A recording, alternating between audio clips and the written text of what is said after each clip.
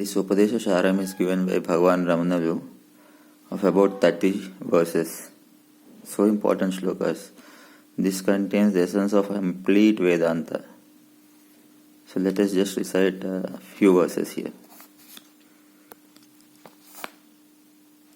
कर्तुराज्ञया प्राप्यते फलं कर्म किं परं कर्म तज्जडम् कर्तुराज्ञया प्राप्यते फलं कर्म किं परं कर्म तज्जडम् कृतिमहो दधौ पतनकारणं फलमशाश्वतं गतिनिरोधकं कृतिमहो दधौ पतनकारणं फलमशाश्वतं गतिनिरोधकम् ईश्वरार्पितं नेच्छया कृतं चित्तशोधकं मुक्तिसाधकम् ईश्वरार्पितं नेच्छया कृतं चित्तशोधकं मुक्तिसाधकम्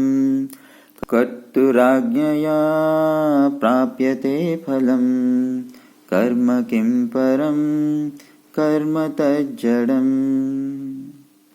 దీని అర్థం చాలా అద్భుతంగా ఉంటుంది, శ్రద్ధగా గమనించగలగాలి.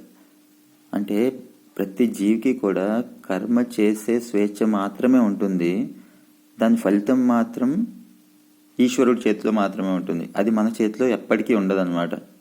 సో కర్మ మన చేతిలో ఉంది కాబట్టి కర్మ పరమ అంటే ఉత్కృష్టమైందా కాదు. భగవంతుడు అనేవాడు ఒకడు ఉన్నాడు, వాడు మాత్రమే మనకి ఫలితాన్ని మనం చేసే కర్మ ఆధారంగా ఇవ్వగలడు. కర్మ మాత్రం జడం మాత్రమే, అంటే దానికి ఎటువంటి ఆధారం లేదన్నమాట. అది ఫస్ట్ శ్లోక తాత్పర్యం. రెండోది ఏం చెప్తుందంటే కర్మ ఫలం కూడా శాశ్వతమైనది కాదు. అది అట్లా మనం కర్మ చేయడము, ఫలితాన్ని ఆశించడము, ఫలితం రావడము, మళ్ళీ కర్మ చేయడము, ఇదంతా ఏంటంటే మన వాసనా బలం చేత దాని వెంట పడుతూ ఉండి కర్మ సముద్రంలోనే మనం మునిగిపోతున్నాం, కానీ భగవంతుని తెలుసుకోలేకపోతున్నాం.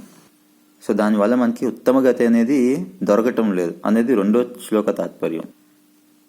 మూడో శ్లోక ఈశ్వర అర్పితం నేచ్ఛయా కృతం.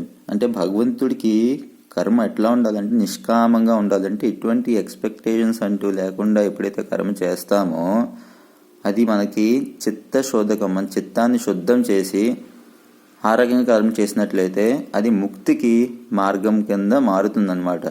ఆ రకంగా మాత్రమే మనం భగవంతుని చేరుకోగలం. దీనికి చాలా డీప్గా చెప్తారు గురువులు. సో అది కూడా మనం వినగలిగితే మన జీవితం నిజంగా ధన్యమైపోతుంది. I wish you a very, very happy English New Year.